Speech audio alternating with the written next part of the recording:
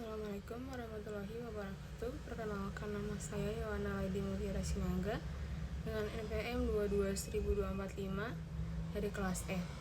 Di sini saya akan memaparkan materi mengenai sistem hukum perdata adat Minangkabau dan sistem hukum perdata Indonesia. Latar belakang dari materi ini adalah sistem hukum perdata Minangkabau adalah cerminan dari budaya dan adat istiadat masyarakat Minangkabau yang menganut prinsip adat basandi syarah. Syarah basandi kitabullah. Ini berarti bahwa adat Minangkabau yang menjunjung tinggi hukum Islam sebagai panduan moral dan etika, tetapi tetap disesuaikan dengan kondisi lokal masyarakat yang hidup dalam sistem kekerabatan matrilineal. Dalam hukum adat Minangkabau, persoalan hukum perdata seperti warisan, pernikahan, dan hak milik tanah diatur secara adat yang mendasarkan hak dan kewajiban pada garis keturunan ibu. Dalam sistem hukum adat Minangkabau ini, memberikan keutamaan kepada kaum perempuan, terutama kemenakaan perempuan untuk menjaga harta pusaka. Hal ini didasarkan pada sistem kekerabatan matrilineal, di mana perempuan dianggap sebagai pewaris utama dalam struktur sosial. Namun, harta pencaharian yang diperoleh secara pribadi oleh seorang laki-laki biasanya diwariskan kepada anak-anaknya. Dalam sejarahnya, sistem adat Minangkabau menyebutkan bahwa dalam dengan garis keturunan ibu, nenek moyang dahulu membuka tanah dengan cara mencancang melateh atau membuka kampung dan halaman. Dan dengan cara itu, semakin banyak jumlah anak keturunan, maka negeri pun diperluas.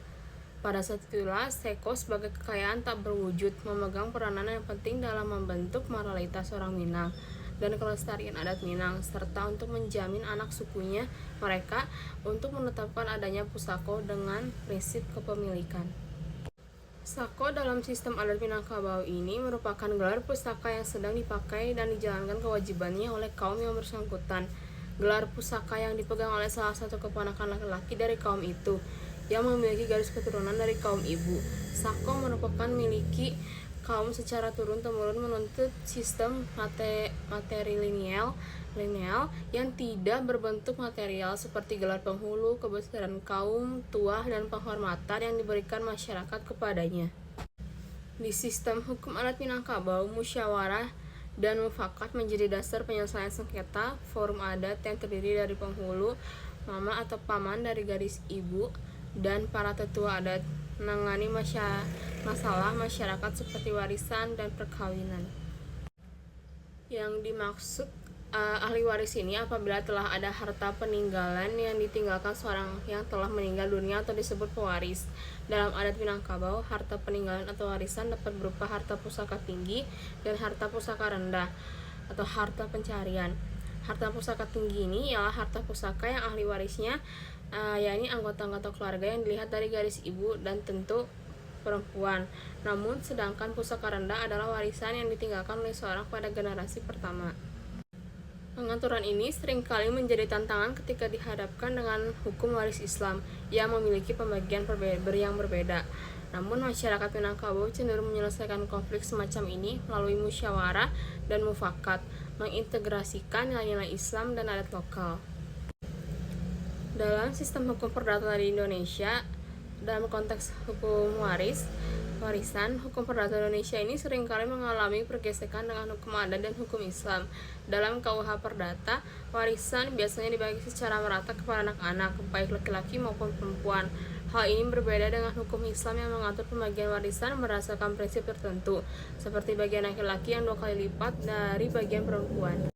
Eksistensi hukum acara perdata ini juga sebagai hukum formil mempunyai kedudukan penting dan strategis dalam upaya menegakkan hukum perdata atau material di lembaga peradilan. Sebagai hukum formil, hukum acara perdata berfungsi untuk menegakkan, mempertahankan, dan menjamin ditaatinya hukum perdata di dalam praktek pengadilan.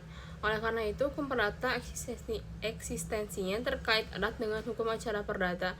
Bahkan keduanya merupakan pasangan satu sama lain yang tidak dapat dipisahkan.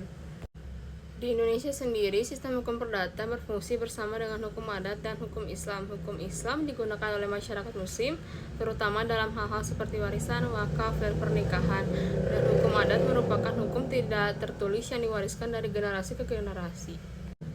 Meskipun KUH Perdata masih menjadi rujukan utama, ada dorongan yang kuat untuk menggantinya dengan hukum perdata nasional yang lebih sesuai dengan kebutuhan masyarakat Indonesia yang multikultural.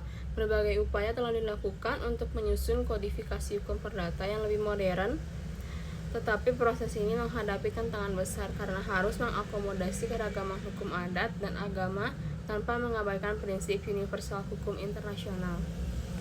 Kesimpulan dari materi ini adalah adanya perbedaan dalam implementasi hukum waris antara adat, perdata, dan agama Islam KHI atas harta pusaka tinggi, mengingat sistem yang dianut adalah multilineal, maka asas yang berlaku adalah kolektif. Akan tetapi ketiganya sepakat akan harta pencaharian dan harta pusaka rendah yang tidak lagi diwarisi oleh keponakan secara adat, tetapi diwarisi oleh anak dan istri secara hukum faraid atau bilateral.